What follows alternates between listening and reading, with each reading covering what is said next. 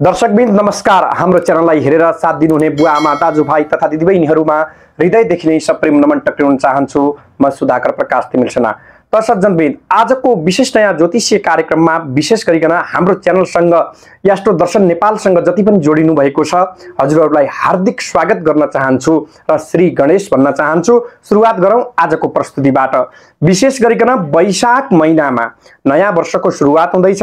वैशाख 1 गतेको दिनमा गर्न सक्नुभयो भने अति उत्तम, नभए वैशाख महिनाभरिमा हजुरले आफ्नो घरमा या तपाईको चाहिँ कुनै पनि मठ मन्दिरमा या पाटी पौवा जहाँ सकिन्छ त्यहाँ लिएर यी 7 प्रकारका वृक्षहरू लगाइदिनु जो देवतुल्य रहेका छन्, देवताको शक्ति निहित रहेको हुन्छ यी वृक्षहरूमा। सज्जनबिन, धनको सह लक्ष्मीको कृपा भाग्य अथाह राम्रो हुने गर्दछ।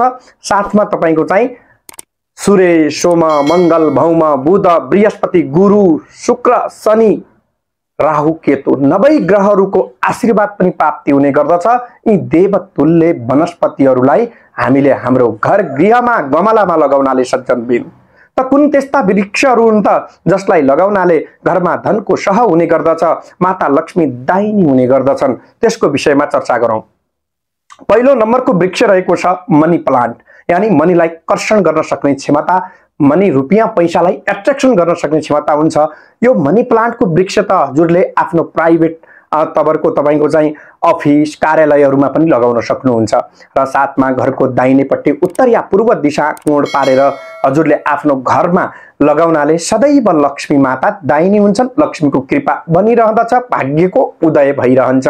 त्यो घरमा बस्ने व्यक्तित्वहरूका लागि पनि सकारात्मक ऊर्जाको एक प्रकारको शक्ति निहित भएको हुँदछ मनी प्लान्ट घरमा लगाउनाले। अर्को वृक्ष रहेको छ वैशाख महिनामा नभुलिकन लगाउनु सज्जनबिन, घिउ कुमारी। घिउ कुमारीको वृक्ष वनस्पति औषधीय गुणले युक्त रहेको छ। घिउ कुमारी विशेष गरिकन अग्नि भय आगोले तपाईको चाहिँ डढेको स्थानमा या तपाईको चाहिँ हातमा खुट्टामा कतै तपाईको चाहिँ आगोले पोलेका खण्डमा घिउ कुमारी लगाउनाले विशेष गरिकन त्यसबाट एउटा तरल पदार्थ निक्लिन्छ। त्यो तरल पदार्थ तपाईको चाहिँ हातमा लगाउनाले जहाँ पोलिएको हुन्छ त्यो ठाउँ तुरुन्त शीतल प्रदान गर्दछ घिउ कुमारीको वनस्पतिले। र स्किनको लागि पनि यो ठुलो तपाईको चाहिँ औषधीय गुणले युक्त रहेको छ। घर गृहमा अनिवार्य लगाउनु पर्ने। नेगेटिभ ऊर्जा कहिले पनि घरमा आउन दिँदैन। जुन नेगेटिभिटी बनिराखेको छ त्यस्तो प्रकारको घरमा अनेकौं प्रकारका वास्तु दोषहरूको प्रभाव बनिराखेको छ। घरमा लक्ष्मीको सह हुँदैन, धनको सह हुँदैन, जे गर्दा पनि हैरानको स्थिति बन्दछ भनेपछि हजुरहरूले यी 2टा वृक्ष अनिवार्य लगाउनु। र साथमा बाँकी रहेका 5 वटा वृक्ष मैले बताउन गइराखेको छु, एकदमै ध्यान दिएर श्रवण गर्नु होला। हाम्रो एस्ट्रो दर्शन नेपालमा यदि हजुरहरू नयाँ हुनुहुन्छ भनेपछि कृपया एक लाइक एक सब्स्क्राइब गर्नु होला। देश तथा विदेश कहाँदेखि हेरेर साथ दिदै हुनुहुन्छ यो च्यानल हजुरहरूकै हो दर्शकबिन। त कमेन्ट बक्समा हर हर महादेव जय माता लक्ष्मी लेख्न नभुल्नु होला।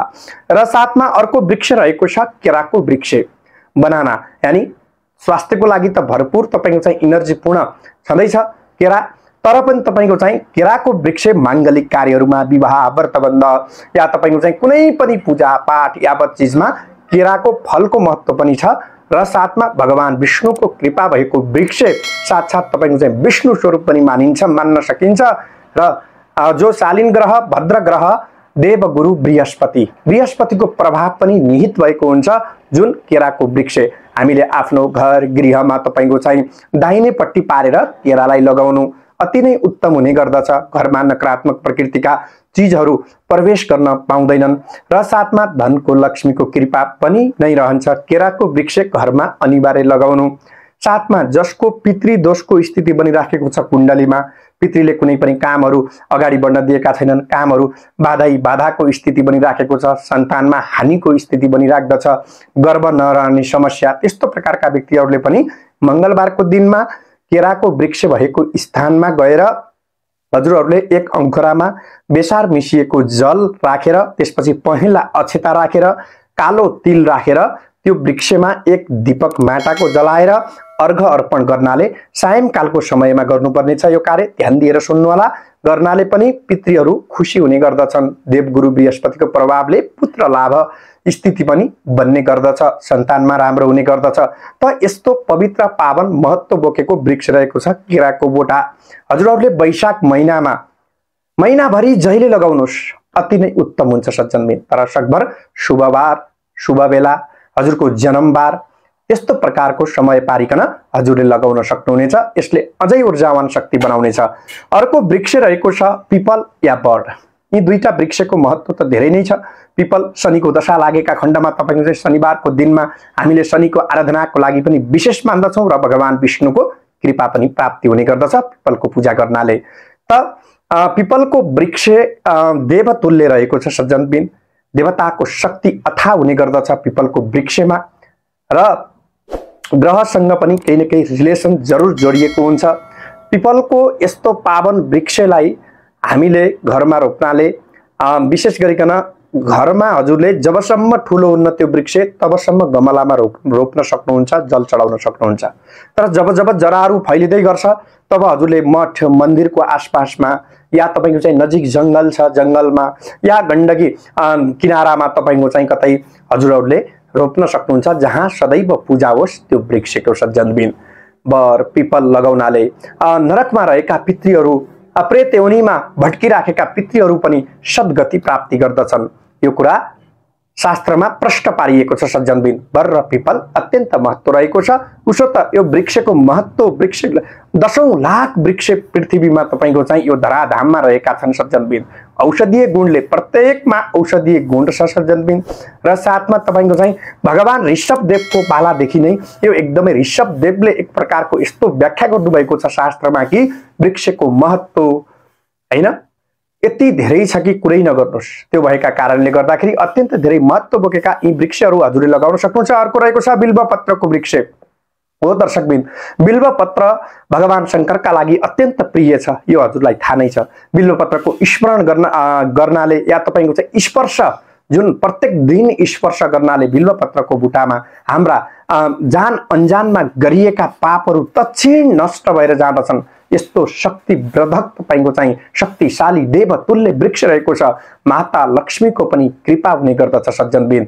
यो बिल्वपत्रको वृक्ष पनि हजुरले आफ्नो घर गृहमा लगाउनु होला वैशाख महिनामा सज्जनबिन। अत्यन्त राम्रो हुने गर्दछ। यी वृक्षलाई लगाउनु मात्र ठुलो कुरा होइन, यिनीहरूलाई सेवा भाव गर्नुपर्दछ। जब जब यिनीहरूले शाखा प्रशाखा वृद्धि गर्दै गर्दछन् तब तब हाम्रो तपाईको चाहिँ भाग्यमा ग्रोथ अवश्य पनि हुने गर्दछ सज्जनबिन। गरिएका कर्महरू शुभ बन्छन्। भाग्यको तपाईको चाहिँ अनेकौं प्रकारका बाधा रुकावट जे जस्तो भए पनि प्रारब्धदेखि लिएर अहिलेसम्मका बाधाहरू हटेर जाँदछन्। ऋण रोग शत्रु नाशक वृक्ष रहेका छन्। यी वृक्ष हजुरले आफ्नो घरमा जरुर वैशाख महिनामा लगाउनु होला सज्जनबिन। वैशाख 1 गते अत्यन्त पवित्र पावन रहेको छ। यस दिनमा सकिन्छ भने हजुरहरूले नदी ताल तलैया जे छ त्रिवेणी धाम देवघाट धाम या तपाईको चाहिँ आफ्नो घरबाट कुन नदी नजिक पर्छन् एकदमै श्रद्धा भक्तिका साथमा बिहान ब्रह्म मुहूर्तको समयमा उठ्नुहोस्, नुहाई धुवाई स्नान गरेर पितृहरूका निमित्तमा जल अर्पण गर्नुहोस् तिल राखेर। यस दिनमा वर्षभरि नै राम्रो हुन्छ सज्जनबिन। पितृको आशीर्वाद मिलिराख्दछ, कुल पितृ इष्ट देवताको कृपा मिलिरहँदछ।